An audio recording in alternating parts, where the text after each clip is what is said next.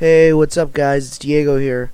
So this is a new episode of the podcast. I know I haven't released one in a while, and I really don't know why. I think it's just because I haven't thought of anything to really talk about and delve into. The last two subjects I did were something they were on my mind.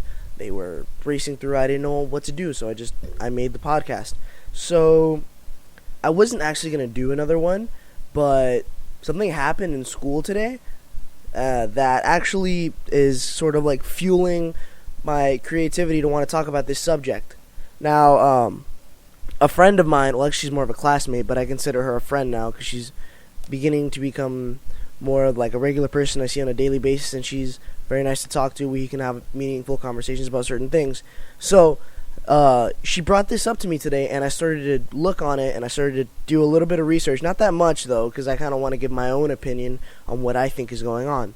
So, we were talking about movies, and one of my favorite movies of all time is Silence of the Lambs. If you don't know what Silence of the Lambs is, it's, if you've ever heard of Hannibal, which is like that crazed guy with the weird ass face mask that just covers his lower half of his face.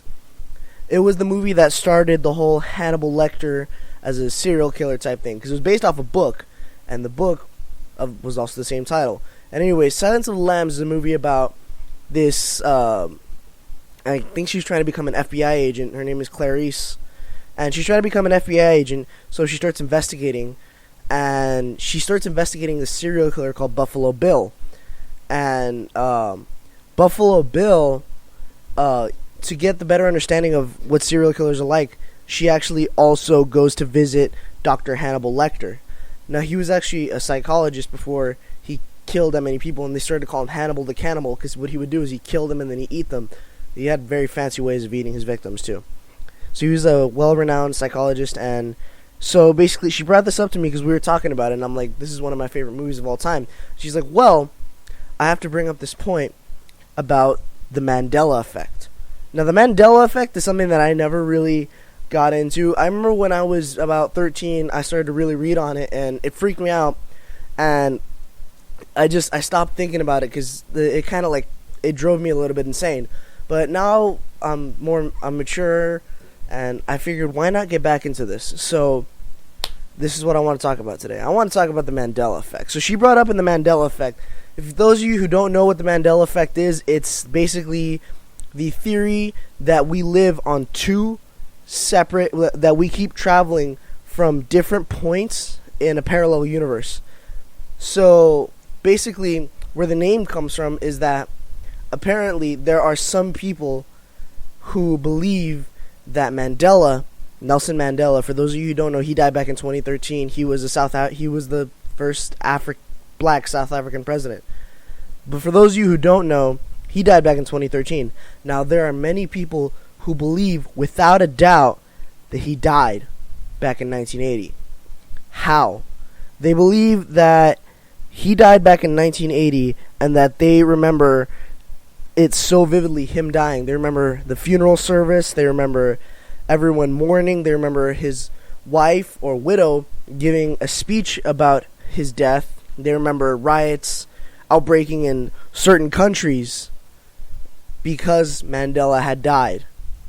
But they believe that Mandela had died while he was imprisoned. The truth is, he didn't die until 2013. But some people believe this so vividly that they believe that we live in parallel universes. That somehow we traveled from a time where Mandela was dead in 1980 to where Mandela was alive up until 2013. How is this possible? There's also there's controversies on whether or not it was the Berenstain Bears, Stain, or the Berenstain Bears, Stein.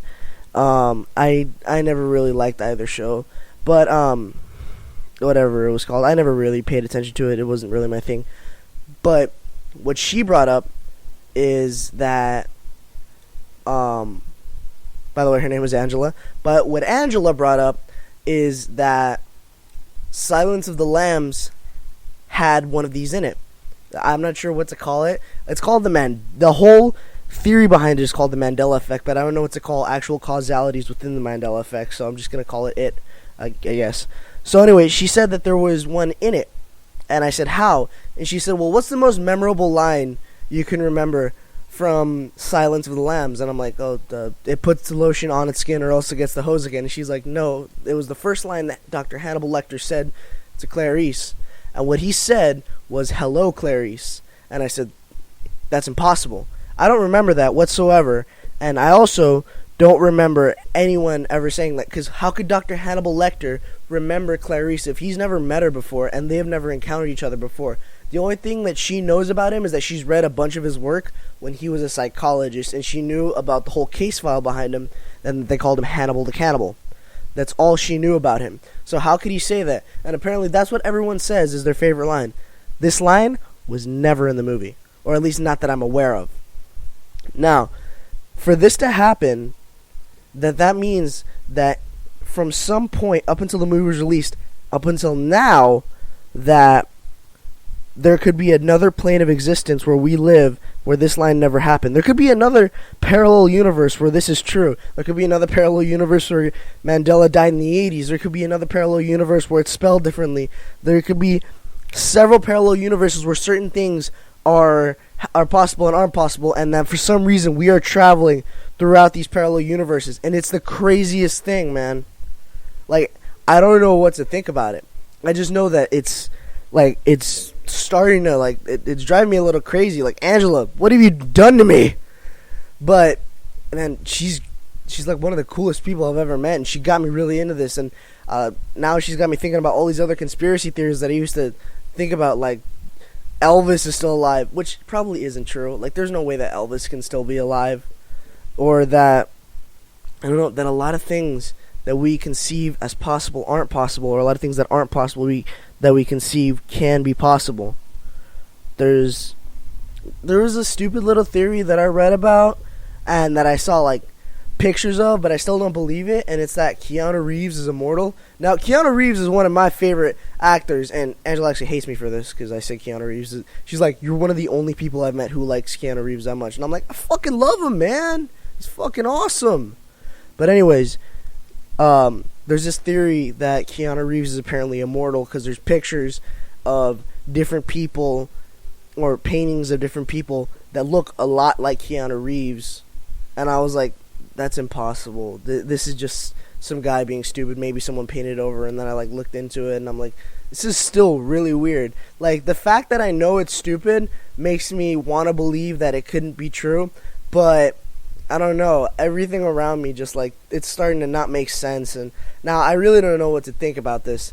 But, that's all the time that I have right now. I really wanted to release a new episode for you guys, and I know I haven't done one in a while.